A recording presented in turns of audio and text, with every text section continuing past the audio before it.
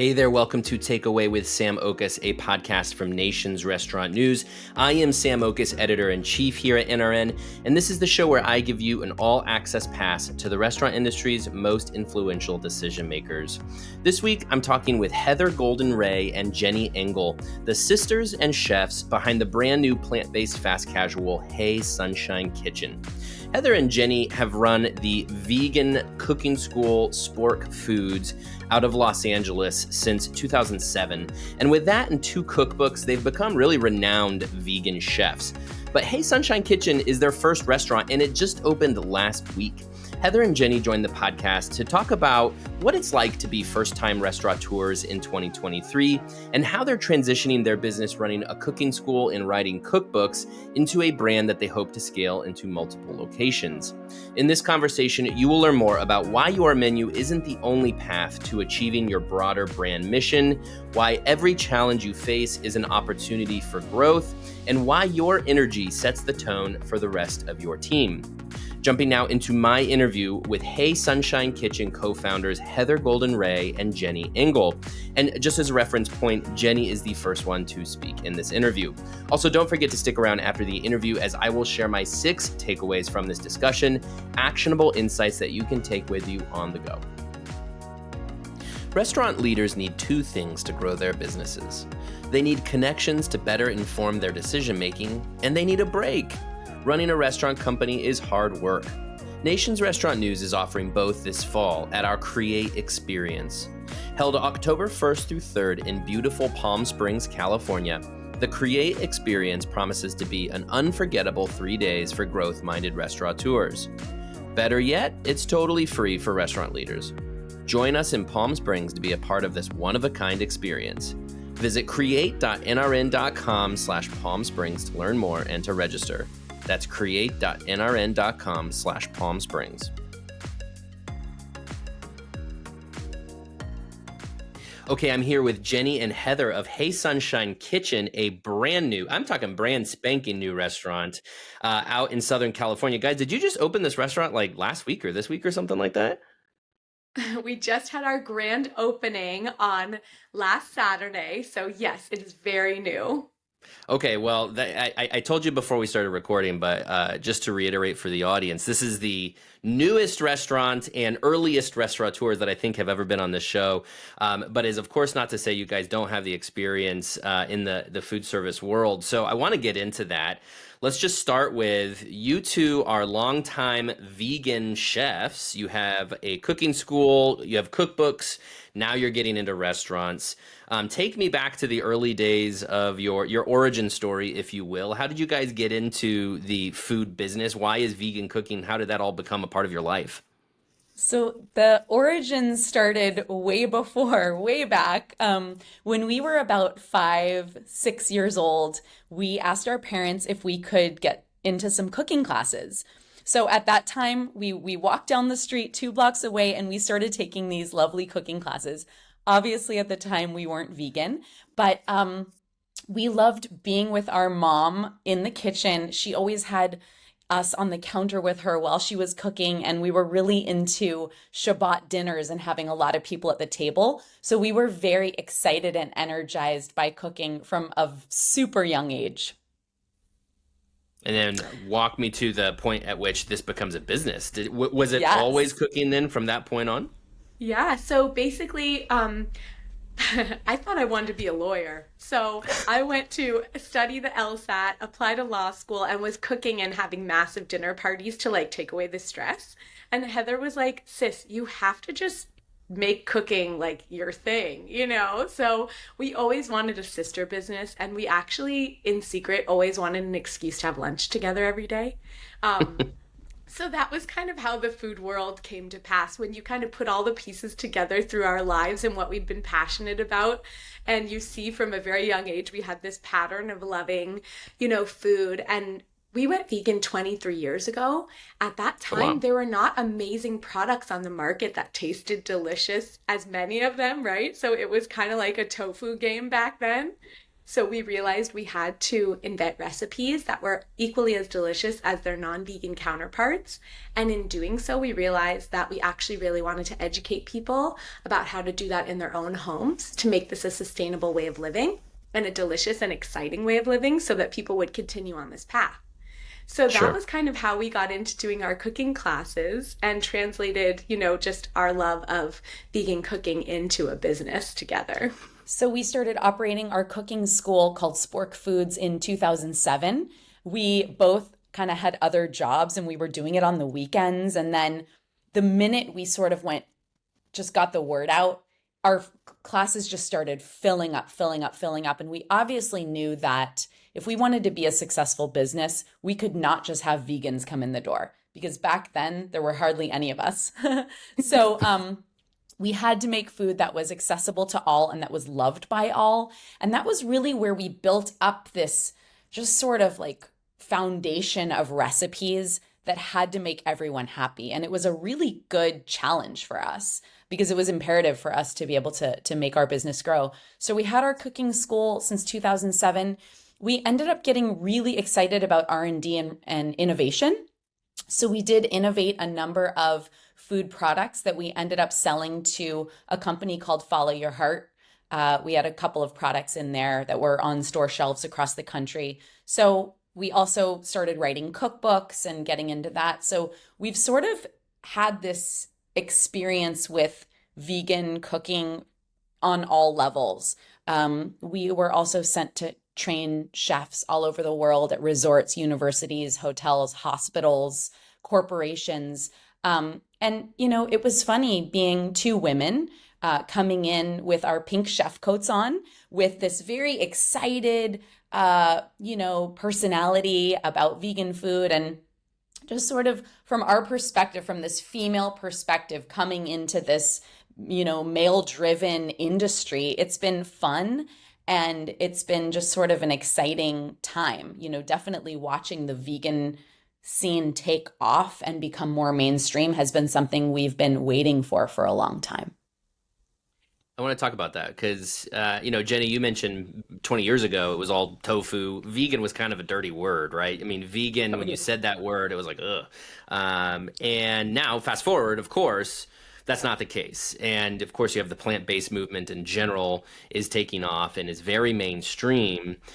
What's your impression of the evolution that's happened? Because you guys have clearly been a part of this, developing foods that are tastier, more craveable, more appealing than your tofu dishes of yore.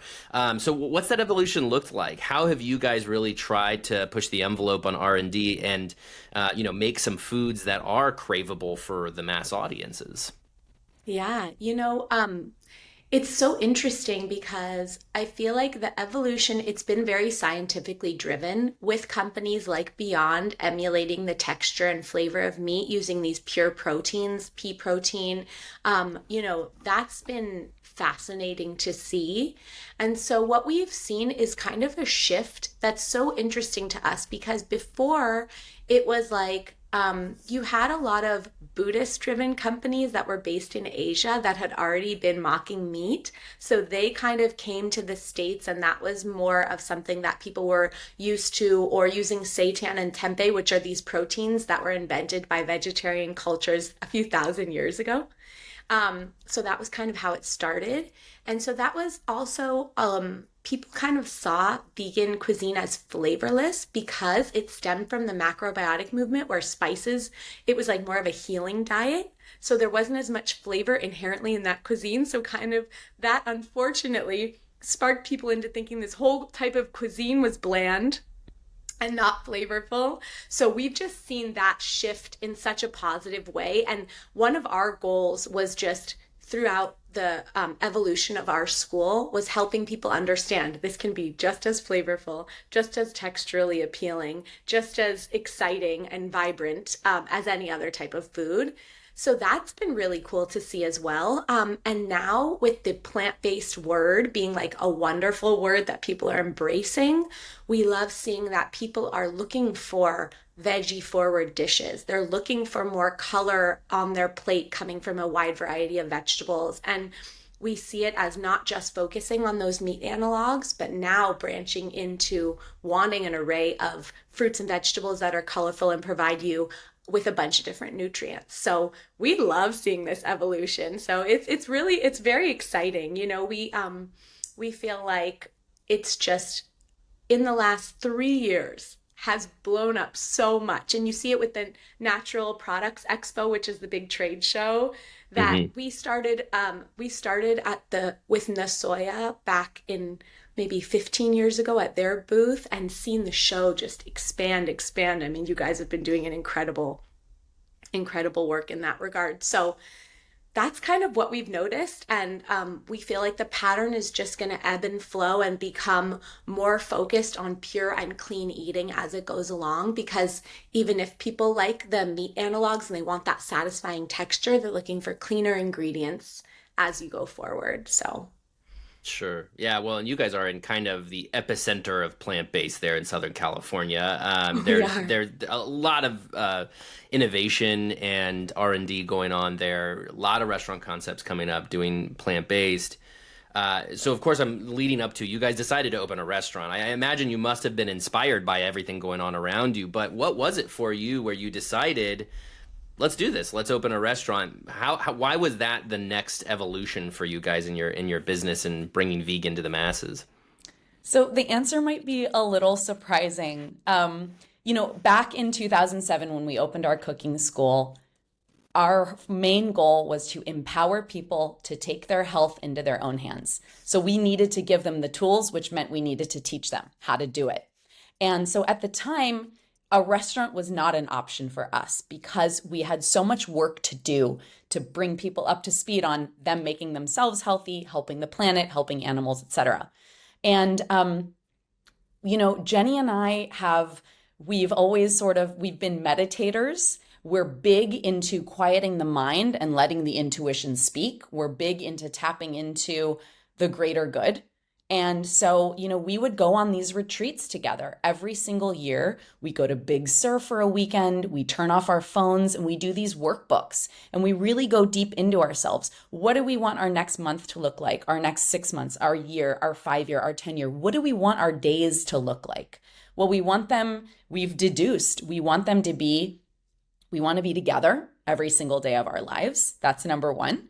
We want to, X, Y, and Z. So we went through the list and it became very clear to us as we quieted our minds that in order to bring plant-based food to the masses, we need to open a restaurant. And it's something that would bring us so much joy. And naturally speaking, Jenny runs the back of house. I run the front of house. It's just where our gifts lie. And so finding that and finding the joy in that. So it came up organically and it came up slowly for us, and it also takes quite a lot of capital to, as anyone who's watching knows, to open up a restaurant. So over these years, we developed the confidence, the capital, and just sort of the greater knowing within us that it was the thing that we wanted to do next. We believe that it's one of our purposes for being here on this earth. And it just became so apparent that we had to do it. Yeah, I was going to say, what about a restaurant? What can you accomplish with a restaurant that you couldn't accomplish with your cooking school and cookbooks? Like what's the extension, I guess, this affords you guys in your company that you can accomplish something that you couldn't accomplish before? Yeah, so with our cooking classes, you're limited to a finite amount of people at a time. So you're spending about 3 hours with anywhere from, if you're doing a private cooking lesson for 2 people to a cooking lesson for 12 or 20. You're reaching those specific people for a long time, and it's a great bonding experience. But when you have a restaurant, especially a quick service operation, we're able to reach approximately, 200 people a day, hopefully more as we grow. And in doing so, we feel like we are inspiring them. And through our concept is called Hey Sunshine Kitchen. And one of our core components to the business is to try to help people shine from the inside out. So with the ingredients that we're using, we're all non-GMO, we're plant-based, we're using high quality ingredients. We're able to take those meals and then help to inspire people through each meal that they're eating to shine their inner gifts to the world. So in our vision of growth, it was a way to reach not just 20 people per day, but potentially 200, 300. If you expand to more stores, think of that reach. And then we also have a pollinator project on Mondays where we got a corporate sponsor to help give out pollinator-friendly plants, because 1 in 3 bites of food that you eat is thanks to a pollinator, a butterfly, a bird, a bee. These are the creatures that are part of our community that we have to kind of honor and make the connection with.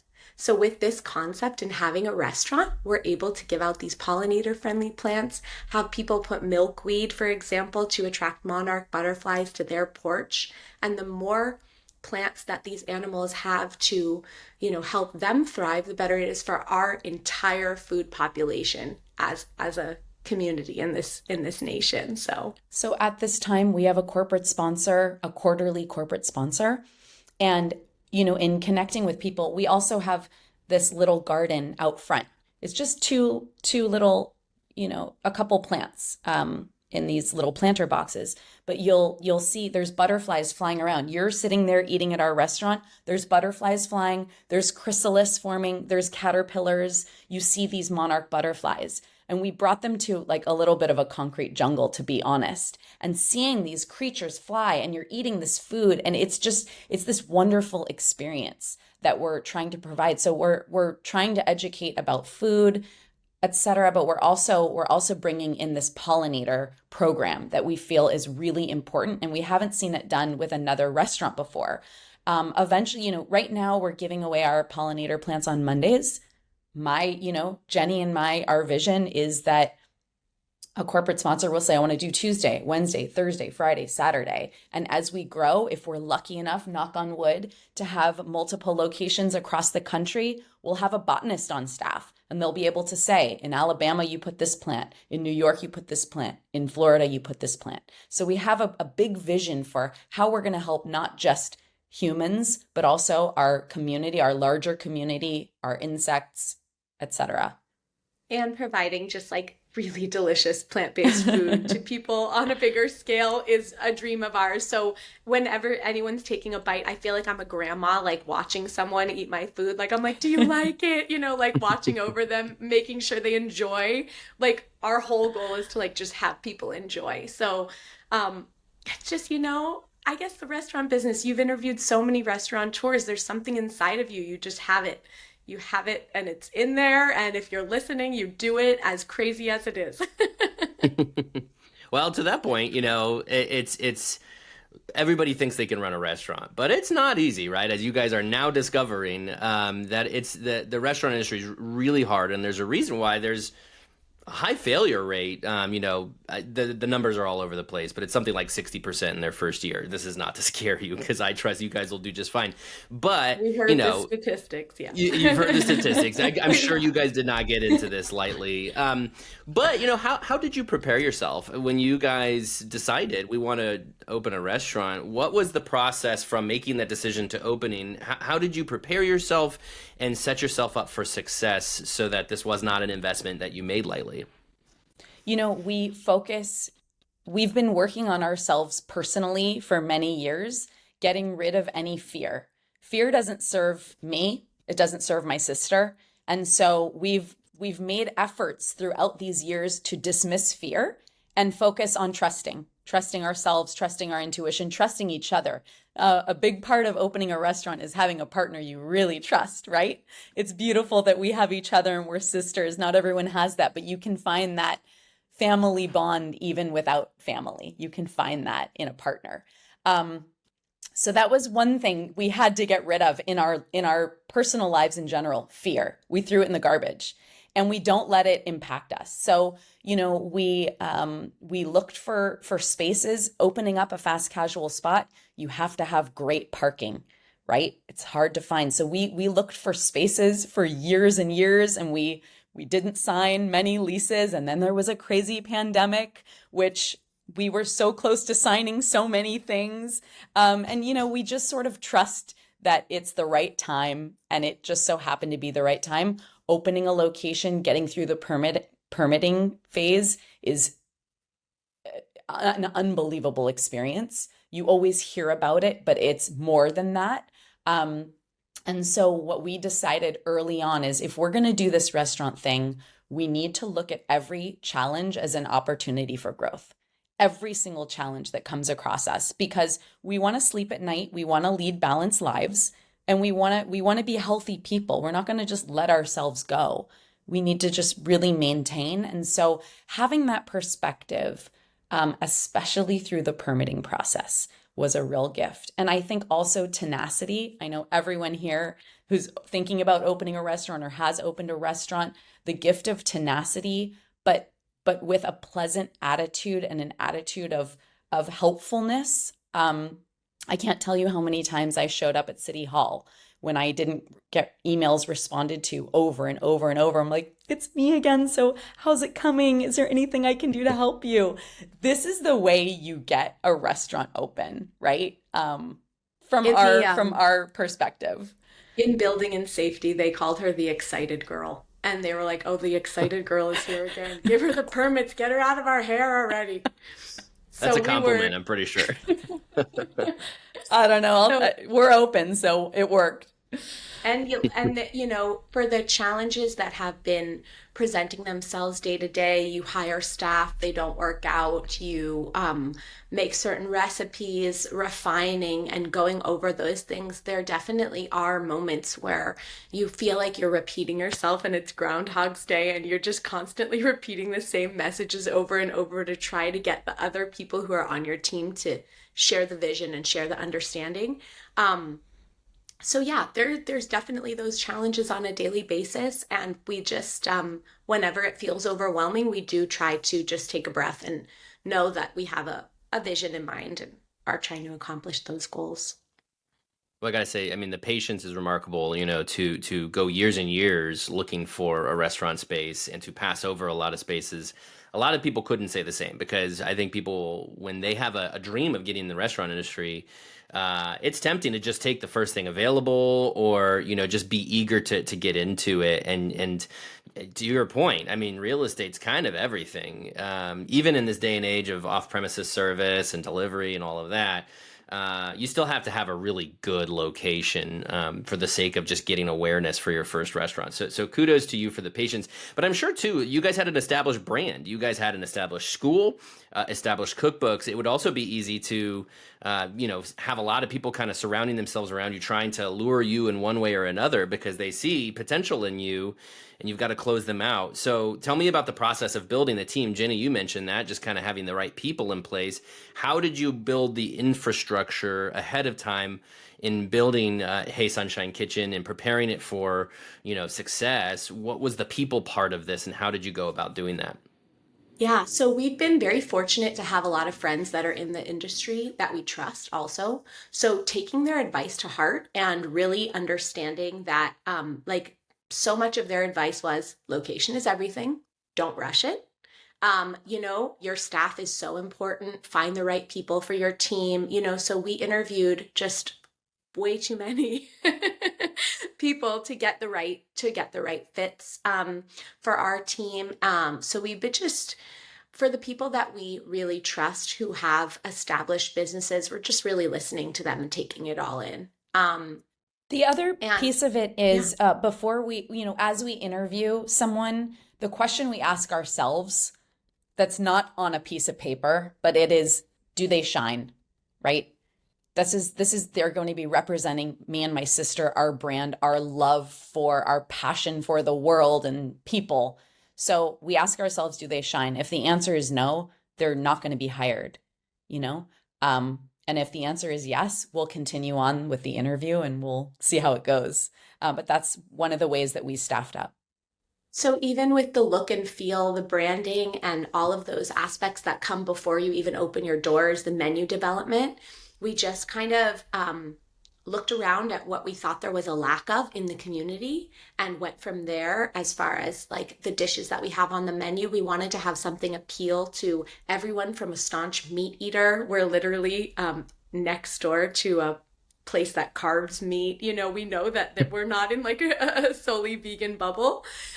So we wanted to have something that would appeal to someone on that level, or the very clean eating. We have something called an avocado crunch bowl, which is like literally half of an avocado with black sesame seeds with like all these incredible veggies. And our sauces are something that I spent a lot of time focusing on developing, because it's so many of these bowl concepts or restaurants where you're having, salad, the sauce is everything, like it ties it all together. So developing those pieces that we really feel make or break a concept, just spending a lot of extra time in R&D on that was really important beforehand as well. And for the look and feel of the actual restaurant, we were fortunate enough through our architect to get hooked up with a designer who had designed a lot of larger chains, but she just loved our concept so much that she helped us out. And it's just been a fortunate way of going about it. So she had this like really cool vision for what it would look like on the interior. So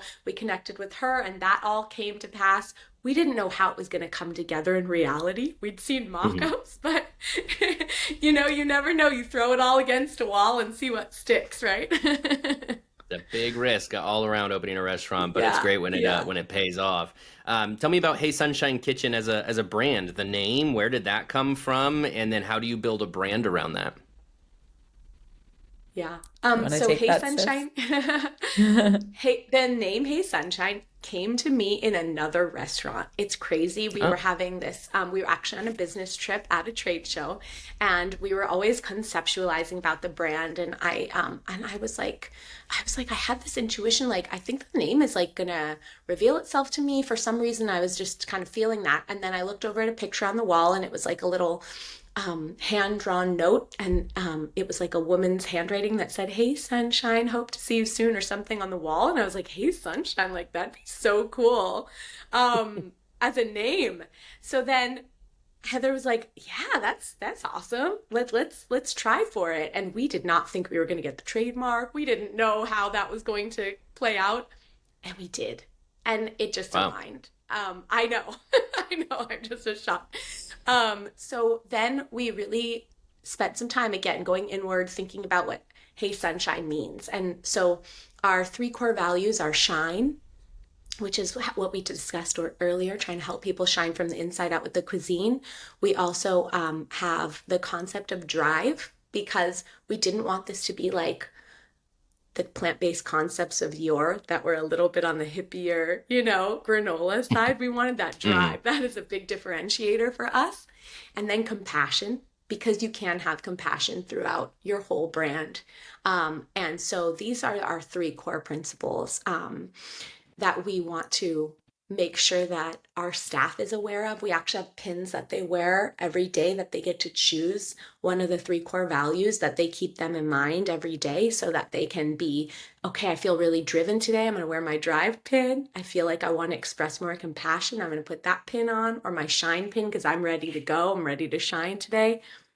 So that's kind of how it all ties together. And, the look and feel, the feeling of sunshine, it gives you this warmth. It's like this big hug, right? It's this like, everyone just, you want to be out in Hawaii feeling the sunshine. And you want to just, feel that warmth on your skin. And when you walk into our door, first of all, you're going to be greeted by myself or my sister, at least for the first 6 months. And we want you to feel the warmth that we feel for you. And we want you to feel like the love that we put into this concept. So when you walk in, you're going to see a gradient pattern of color. We have this custom made wallpaper. So it's just this very like comforting and warm feeling. We've avoided browns, greens, any earth tones. It's just not part of, people have done that. We're good. So we're really trying to just bring a modern feel with a lot of compassion and a lot of love into this concept. What was some of your inspiration for all of these elements from a restaurant perspective? Because again, you guys are in this incredible market with such great restaurant innovation around you. Were there any particular restaurants that inspired you, or maybe it was some restaurants in another part of the country? You can't just like snap your fingers and poof, you've got a restaurant. Obviously, so much of this is drawing from inspiration. So tell me about some of those inspirations and how they played into what became Hey Sunshine Kitchen. Yeah. I mean, we love what the quick service world has done. I mean, oh gosh, before we got down to this concept, we toyed around with so many other iterations, whether or not you go with the more Chipotle style presentation where someone is helping you down the line and you're picking your elements. We toyed with that idea, but we really wanted this concept. We actually have a closed kitchen, so you order from the menu. So we wanted it to be a little more old school like that. We love the Sweet Greens of the world. We love Mendocino Farms, which is a Southern California chain. Like they're making just delicious sandwiches and they've had some plant-based options. Like we really admire what they're doing. We've just kind of taken in a lot of that. And we also appreciate fine dining, which we know cannot be necessarily translated into quick service, but people that are leaders in the game, reading the book Unreasonable Hospitality by the team behind 11 Madison Park, like even those kind of concepts were inspirational to us. Like how could you take something that is unexpected and put that into a quick service concept? So there have been so many restaurants that are really inspirational. We love all of the fine dining elements that Tal Ronan at Crossroads, he's in Los Angeles. He's a well-known vegan chef. Like he's so great. We love what he's doing with plant-based cuisine and just inspiring people through more pure eating and clean eating. Like that's also it presented beautifully. So we love his work. We love Susan Feniger and what she's done with the Border Grill and all of her concepts and how she really puts flavor into every aspect of those dishes. So little bits and pieces of all of these places have been so inspirational to us. Talking about the menu, as I mentioned, you guys have a lot of plant-based concepts around you. I'm struck by how many are trying to just recreate the typical QSR but make it plant-based, which is fine. But a lot of concepts with like burgers and fries, but it's plant-based burger. And that's not the approach you guys are doing. Yes, you have burger on the menu, but you have bowls. You have food, I guess. In other words, you're not trying to surprise them and say, "Gotcha! It's actually plant-based." You're putting plant-based forward. And I'm just curious about that decision. As you built this menu, how do you decide whether you want to go in the direction of saying, "Hey, look, all the great foods you love, but plant-based," versus, "Hey, look, here's a bunch of plant-based recipes that you're going to love. Just trust us on this." Tell me about that, the process, and then what became the final menu. So basically what we saw was like, as you were describing, the trend was very much burgers, fries, but vegan, right?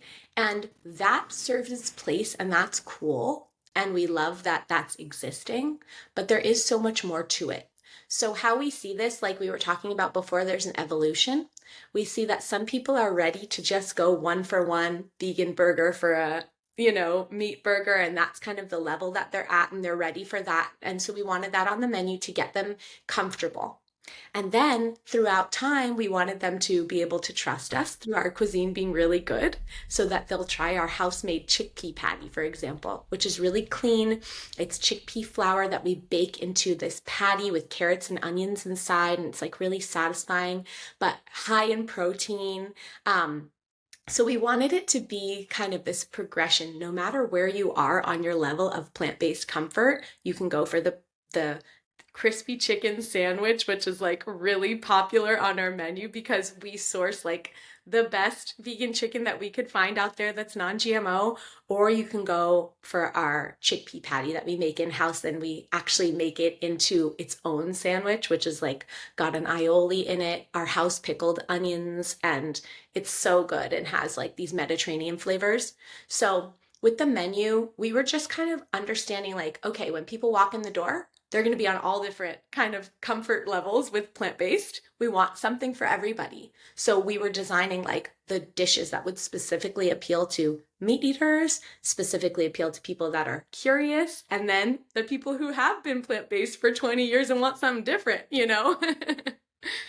And we do have people that walk in. We had a gentleman walk in last week. He read the menu and he said, it's plant-based. No, thank you. And I said, we're so happy you're here. Can I buy you a taco? I'm just going to buy it for you. If you don't like it, it's okay, you know? And so he was really interested in the fish taco. And he said, yes, I could buy him a taco. He tried the taco. I was really busy at that time. There was a line out the door. So I saw him just stuff a bunch of money into the tip jar and leave. And the next day he came back and he said, I loved that taco. I'm so happy. I want you to decide what I'm eating today. I completely trust you. You decide, you type it in, and I'm a lifer now. And he brought a friend, and it was this very beautiful exchange. It was like a very unexpected experience, but that's what we're here for. We're not just here to, what are the numbers and the profits? And of course, you need to have that to grow and expand and make sense. But it's more. It's about opening someone's heart to this. He's never going to have that opinion of vegan food again. Yeah, it's a great point. And I'm curious about your definition of success, Heather. You mentioned that, this is what it's about. And yes, of course, you have to make money so you don't become one of the 60% that, fail in their first year. But this also going back to, your corporate partnership where you have the pollinators. I mean, all of this stuff, to me, you guys have a bigger purpose than simply serving delicious food. And you've already mentioned wanting to open other locations. So obviously you hope to scale this thing and presumably scale the impact. But how do you view success? At what point do you think Hey Sunshine Kitchen has really accomplished what you set out to accomplish? To be perfectly honest, success for me is a happy life for me and my sister, a balanced life. If we have this one location and it does well and it brings joy, that's success. If we're lucky enough to have more and there's a bigger impact, that's success. But as long as me and my sister and our families, we have young children, as long as we're providing a positive, healthy example of a work-life balance and we're teaching our children, you work hard. You're not going to see mommy for like 4 months right now, but come visit us at work and watch us work hard. And that to me is success. It's the joy, the happiness that we feel in our own internal lives and the joy that, our staff is experiencing with us. Anything beyond that is just like icing on the cake. Of course, we have a dream to have multiple locations and that would define success for us. But as a person who looks at this from a more spiritual perspective, success is us living our purpose, and we're getting to do that right now. So I already feel like we're a success, even if we're not, hitting the big numbers yet 5 weeks in. We're doing well. We have our head on straight. We get to meditate and exercise every day. We go to work, we're excited to be there, and we're meeting new people every day. That to me is success. Sis, I don't know. You may have a different perspective. I mean, listen, I'm looking at COGS, I'm looking at our P&Ls, I'm, digging in on those elements every day as well, making sure that we're hitting our marks there, and not having a lot of food waste. It's amazing with the plant-based concept. We do limit our food waste quite significantly. And from that perspective, yeah, we have a wonderful, manager. We have our staff being aware of all of meeting those marks. We're trying to get more lean on our day-to-day, costs and our, those kind of numbers and figures. So we feel like if given the opportunity, we will be financially able to be successful and meet our numbers, but also keep the other things that Heather was discussing in mind. We do have this perspective of being grateful for what we already do have. Every day we walk into the restaurant and we're just amazed that this is real. and that people are eating our food in a restaurant. And that we know that that excitement can seem like naivety from the people who are hardened restaurateurs who know what the grind is like, who and my friends who are watching The Bear who are like, what the hell are you doing in your life right now? I mean, they think I'm totally insane. But just because it's been done a certain way doesn't mean that there also is room for a little bit of a change in perspective. And that's kind of just the way that we do things. We do things a little bit differently. We do things in the way that feels good to us while also trying to meet those, meet those figures, making sure that our COGS are on point, making sure that our cost of our dishes reflect, so that we can have a little fluctuation in pricing when certain things like avocados are more expensive. We're just trying to give ourselves that cushion. But at the same time, we're not solely financially driven, which might sound totally insane to some people, but we do feel like there's a balance. I think also there's this common denominator that isn't quite discussed. Maybe this theme has come up on your show, but I think restaurant entrepreneurs are rebels. I think we all have a very rebellious spirit. I was mentioning that, Jenny and I don't do well with people telling us what to do, where to be, what time to be somewhere, when we can leave. And I think that the restaurant entrepreneur has that spirit. They're on their own thing. And it's a beautiful thing. And to be able to harness that is like where the success is going to lie, right? If you can harness that rebellion and just like take all that fire and put it into the restaurant, which you have to in order to get up every day and go to the restaurant and deal with all the challenges. I think there's something to that I love. Have you seen that rebellious thread throughout your interviews? Have you picked up on that at all, or am I making it all up? No, I really like where you're going with that, because my head immediately jumps to, would we, it's the sort of the cliche of zigging where others zag. That's where you get Chipotle. That's where you get Cava. That's where you get, you move beyond your standard burger and fry QSR concept, and no disrespect to them, but where you get innovation is those people who chose to zig where others zagged. And I think that's kind of what you're getting at. And for myself in my career and on this show, I do see an entrepreneurial generation. Doesn't have to do with age necessarily, but particularly for folks who grew up where Chipotle was a little bit more normal for them, and fast casual had become a thing and food TV was a reality. There's a generation coming up where they do want things that's different, and it doesn't matter that it doesn't exist. They're going to go out and make it exist if it doesn't already. So I think that's what you're describing, Heather. That's the rebellious nature, which is to say it's always been done that way, but that doesn't mean I have to do it that way. Exactly. So getting into your going forward, I'm curious, of course, where you guys are. I mean, in Southern California, again, your prices are probably not too different from what everybody is paying around, them, for their other restaurant experiences. It's a little bit different to go into maybe a Topeka or, even Ohio where I am, because supply is going to be different. What you're able to charge is going to be a little bit different. So I imagine you guys are planning growth primarily in California, but tell me about your next steps, because we're still pretty young here. You're a week old. You've got a lot of time ahead of you to make this decision, but what do you hope for your growth to look like? Yeah, I mean, we've purposefully chosen purveyors that can provide nationally, so that if we were able to be lucky enough to expand, we would have a consistent taste and feel and be able to source the same ingredients across the board. We also made a point of being non-GMO because we couldn't go all organic, so that we could meet those standards, where it actually stemmed from us wanting to have the freedom for our children to choose anything on the menu and us feeling good about what they're eating. That was the kind of standard that we set with the non-GMO. So as far as our ability to grow, of course, regionally, it is going to make the most sense if we can expand within Southern California at first, so that we can have our hand on the pulse and really get our systems in place to be able to grow even beyond that. So over the next few years, we'll probably focus around the Los Angeles area, and then kind of see where that takes us. We're hoping to grow nationally for sure, own, a handful of corporate locations and potentially franchise out, should we be lucky enough to have this one be the success we hope it is.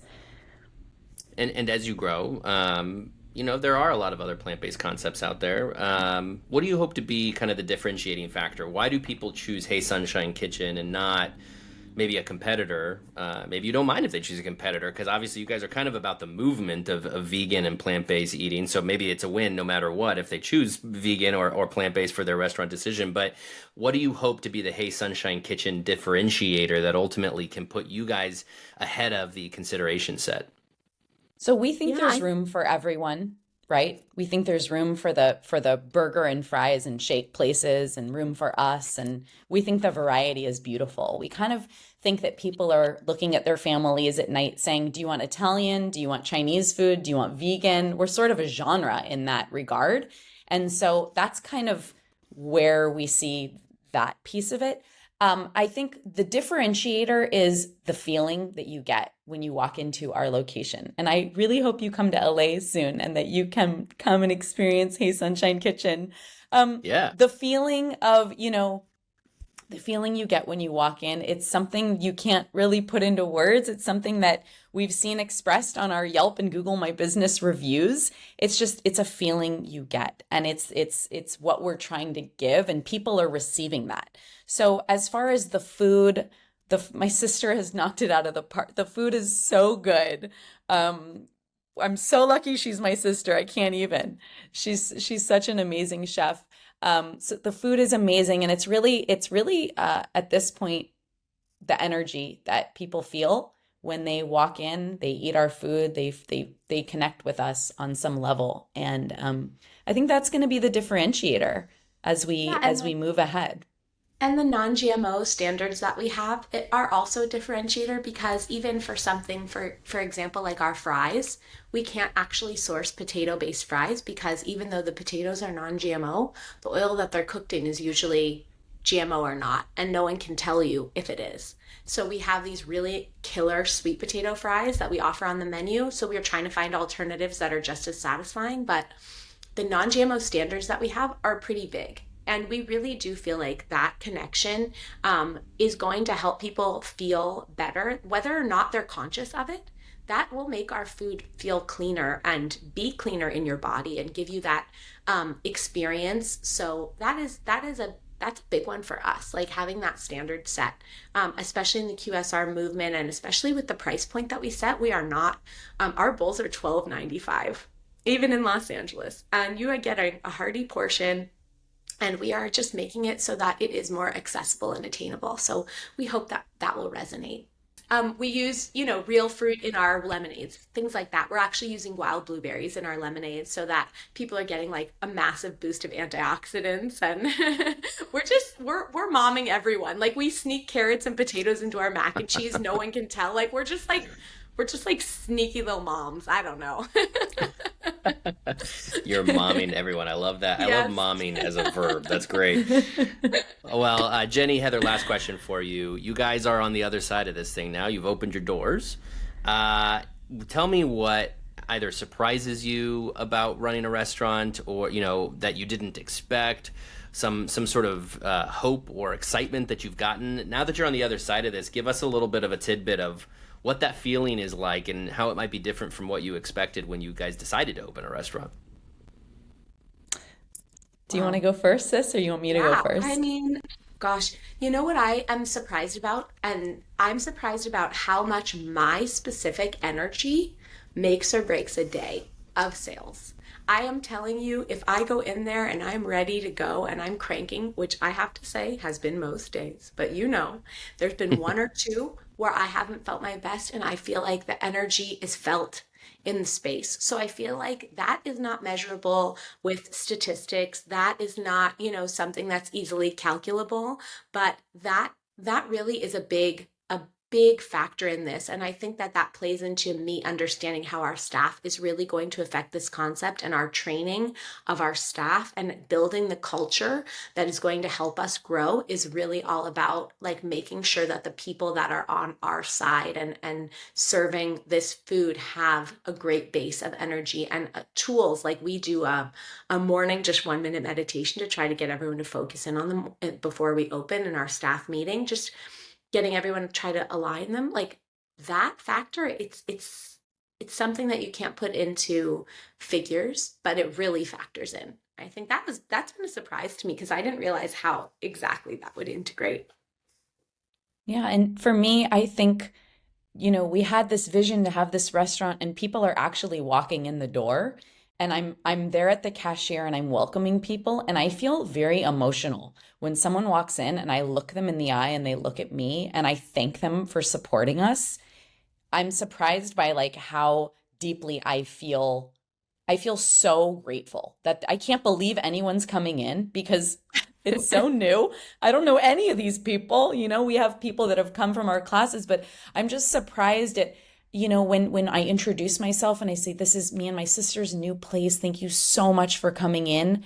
Their faces light up. It's like, it's different. There's something happens. There's an exchange between us, and I'm just surprised at how like emotional I feel about it every single time. It's just a very beautiful experience. Well, it's great. Well, I hope you guys experience that over and over every day, and in new locations as well. Good luck to you both. Thanks so much for joining me today, and hope to visit Hey Sunshine Kitchen soon. We Thank love you, that. and we really Thanks for having appreciate us. we really appreciate being here and all of your thoughtful questions. You're a pro. We could tell. You're awesome. Thanks, guys. Restaurant leaders need two things to grow their businesses. They need connections to better inform their decision-making, and they need a break. Running a restaurant company is hard work. Nation's Restaurant News is offering both this fall at our Create Experience. Held October 1st through 3rd in beautiful Palm Springs, California, the Create Experience promises to be an unforgettable 3 days for growth-minded restaurateurs. Better yet, it's totally free for restaurant leaders. Join us in Palm Springs to be a part of this one-of-a-kind experience. Visit create.nrn.com/Palm Springs to learn more and to register. That's create.nrn.com/Palm Springs.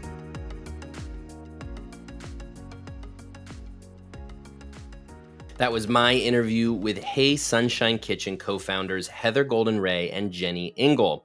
So what should you learn from this interview? Here are my 6 takeaways. My first takeaway is that a solid stable of recipes lays the foundation for your brand. Heather and Jenny have a unique perspective opening the restaurant in that they have been chefs now for about 20 years, specifically vegan chefs, and that is the core of their restaurant. And so they have this great advantage of coming into the restaurant with a solid stable of recipes that they can tap into for their menu. It's a really important distinction for those of you looking to open a restaurant or want to open a new restaurant, is that you can't just jump in thinking, oh, well, how hard could it be to whip up a new recipe? You really have to marinate on that for a while before you get into the restaurant development process, because food is everything. Obviously, if your menu is not craveable, it's not delicious, you are not going to succeed. Come into this process with a solid stable of recipes, as Jenny and Heather are doing, and you're going to be much more likely to get that loyal customer base who come back because your food is craveable. My second takeaway is that your menu isn't the only path to achieving your broader brand mission. I like this idea that Heather and Jenny have launched at Hey Sunshine Kitchen, which is they're bringing in a quarterly corporate partner to support giving out pollinator-friendly plants. So what that means is if you come in and you get a free plant that you can put on your porch, and it brings in butterflies and bees, as they were describing, which is so critical to the food ecosystem and a vibrant world. And those are things that Heather and Jenny care a lot about. They're not just wanting to demonstrate how vegan plant-based foods can be delicious. They also want to help people take care of their bodies, the planet, and animals. And they're finding a way to extend that beyond the menu. I think that's really creative because every restaurant has a mission. You have core values, and your menu is a great place to activate that. But how do you take it beyond the menu? Think about ways that you can do that, engage your customers in other ways, think about bringing in corporate partners to help support that, is just a really great way to maximize your mission that you're hoping to accomplish. My third takeaway is that patience and persistence will pay off in the end. Jenny and Heather have wanted to open a restaurant for several years, and I think it was really fascinating to hear about the patience they exercised in waiting for the right location. They passed over many locations before finally signing a lease, and it has served them well. They got a great spot in Culver City. They were able to not open before the pandemic, which was just a great stroke of luck. But that patience is it's really hard to practice if you're eager to get a restaurant open. I'm sure many of you have experienced that. You just want to jump in. And it's easy to, if you see a location that maybe not perfect, but you just want to get going, it might be easy to fall into just, well, let's just sign the lease. Be patient, because as Jenny and Heather demonstrated, it rewarded them in the end. But the other thing is that persistence. I love the story of how Heather was tenacious, as she said, and really going into City Hall to try to get the permitting process completed and just wouldn't let them leave them alone. And I think that persistence, that tenacity was so critical for them in getting the permits they needed to open.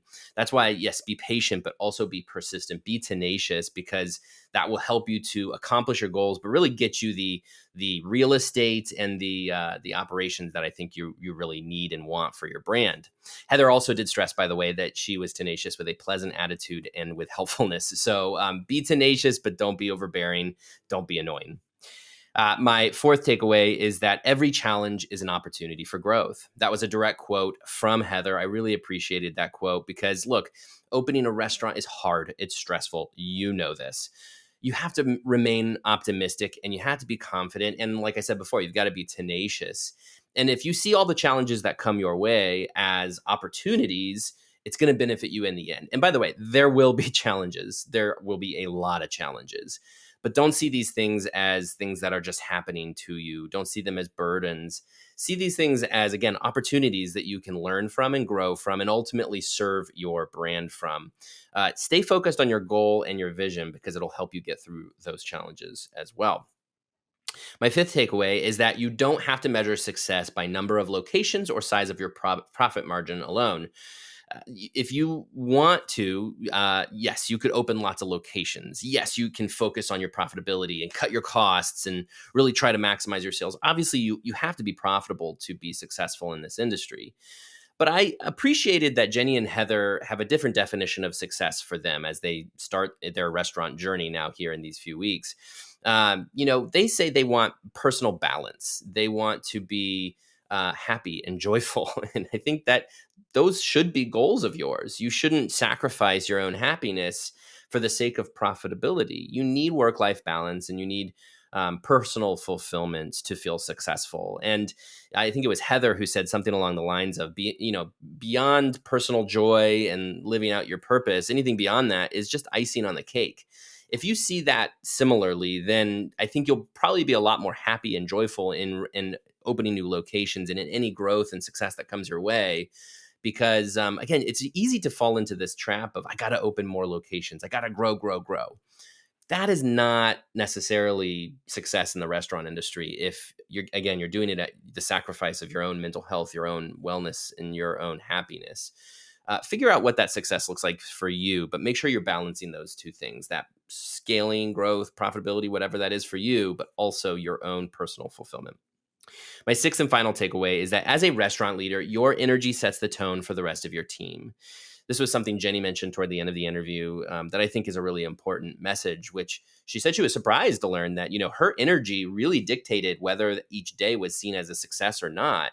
And the reason is her energy really flowed down to the rest of their team and extended throughout the restaurant. It's something that you can feel in the restaurant among employees and eventually to customers even.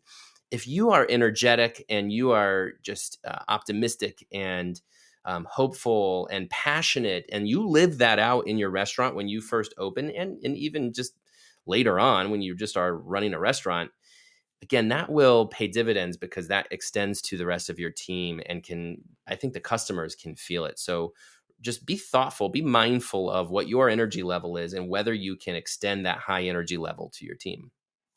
Those are all my takeaways for today. I hope you enjoyed this episode. Please remember to subscribe to Takeaway wherever you listen to podcasts and leave your feedback. You can also email me at sam.oches@informa.com. Thanks again, and talk to you next week.